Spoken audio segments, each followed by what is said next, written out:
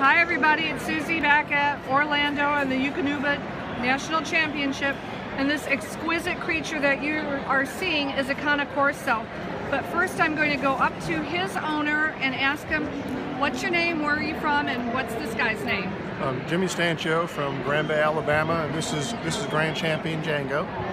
This is Django, okay. And how old is Django? Django is 3. So tell me about the Cane Corso. It's an Italian Mastiff? Correct, it's an Italian Mastiff. It's actually the And you're closest. gonna have to yell, I think. It's actually the closest modern day breed to the ancient Roman war dogs, the ancient Roman Lawsuits. And what would people be surprised about? I mean, I'm going to back up a little bit so folks can see. I'm going to tilt the camera so that we can see the full picture of this dog. He is magnificent. Well, how tall is he at the withers? He's 26 inches. He's 26 inches at the withers, and how much does this guy weigh? He weighs 120 pounds. 120 pounds. So, with that in mind, would you suggest that this is a good breed for a first-time dog owner? It is, as long as the first-time dog owner is willing to do the socialization and some basic obedience training, as long as they have time for the dog. Okay. And what would surprise people about this guy? Probably as docile he is to be as big as he is. And is that true of the breed? Majority of the dogs are. Some dogs are higher energy, higher level energy than other Corsos. Because I suspect that people see him, and he's intimidating looking. I've known Cane Corsos, and they are anything but. I think the well-bred Cane Corso have been loves that I've known. But to the average person, they see it and they think, ooh. So that would surprise people that it's not the scary breed they look like? The looks can be imposing, especially with the cropped ears and the big square head and the short square jaw. You know, the looks can be definitely imposing, but a properly bred, a good temperament Cane Corso is great with family, great with kids, and if you do the socialization, you'll have a good dog. The biggest thing is to have a confident Corso and be sure the parents are confident if you're considering the breed. Guys, can you hear him?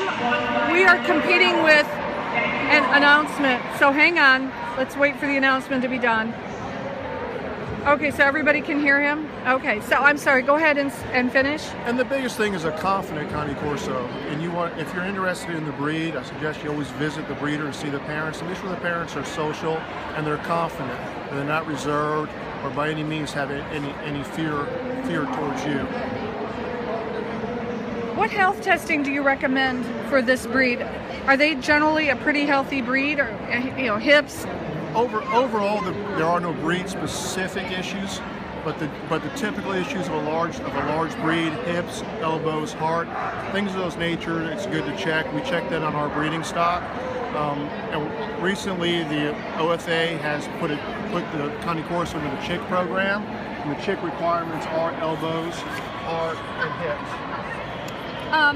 Somebody has written in that they have to live in a certain temperature, that they cannot be left outside. Is that true? That's not true. The breed actually, as far as the climate here in Florida, for instance, the breed does quite well in it. Being originating from southern Italy as a farm dog that works all day long on the Italian farms in the Mediterranean climate. I think maybe what the person was suggesting is cold weather, that they don't tolerate cold very well. They can tolerate cold weather to a degree. Obviously, they're not going to tolerate cold weather like a northern breed would or a longer coated breed would. Well, he is quite magnificent. I noticed that his ears are cropped, and guys, he is so soft. I wish you could feel. He's like velvet. He's just wonderful, and he's such a gorgeous dog. But I noticed his ears are cropped. They can be uncropped as well, correct? Correct. Natural ears are acceptable in the breed. And I noticed too, I'm going to go to his back end, that he has a docked tail. Are they able to be shown undocked? Yes, it's acceptable to have a natural tail and natural ears for the breed. Okay, I'm sorry, I missed that part. Okay. What do you wish more people would ask you about this breed that you're never asked?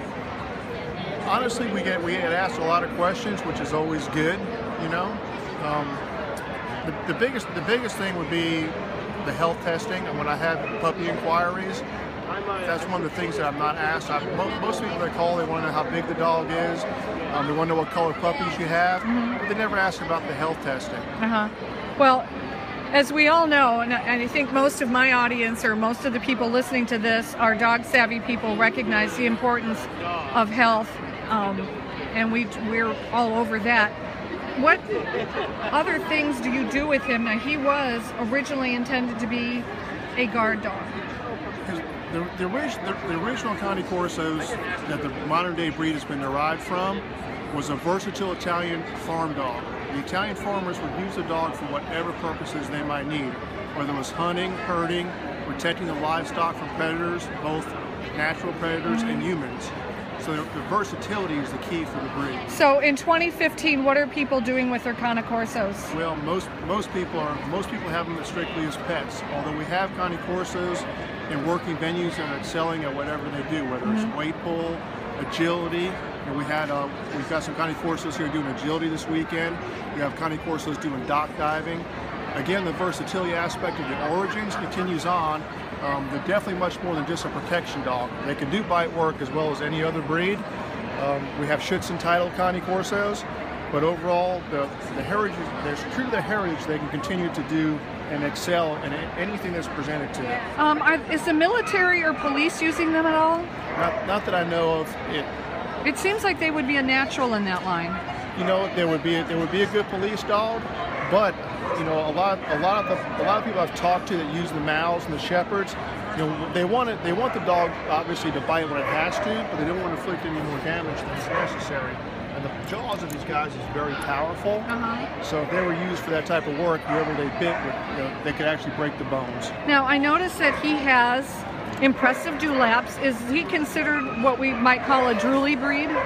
You know, actually, as you can see, since you're doing the interview, there's not any real drool coming out of him. No, not at all. He's very dry-mouthed. The Cane Corsos tend to be a lot drier than other Mastiff breeds. Am I able to, or maybe you should, can I lift? Sure. Oh, you guys, he is absolutely gorgeous, and he is so patient with me as I'm a complete stranger fussing with his face. So this is a rock-solid temperament, I think. We had another dog out here earlier, and he was younger, I'm betting, because he seemed a little more teenagery. Yeah, he's about the same age, but he's a lot more busy. Well, he's a beautiful dog, too. I can't thank you enough for your time. We're going to head off to another booth, guys. I'm going to close out by letting you get a last glimpse at this really gorgeous dog.